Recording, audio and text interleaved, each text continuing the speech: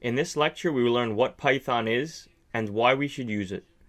If you are going to spend several hours on a course about Python programming, you should know a little bit about the language and why you should learn it. Python was created by Guido van Rossum and released in 1991. It is a high-level programming language and is open source. One main feature of Python is that whitespace, like indentation, is an element of the syntax. The latest version of Python is version 3. Python is one of the most popular programming languages in the world.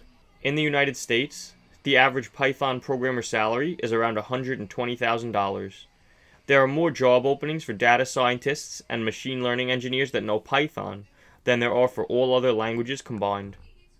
In the next lecture, we will take a look at what happens under the hood of a computer when we run a computer program.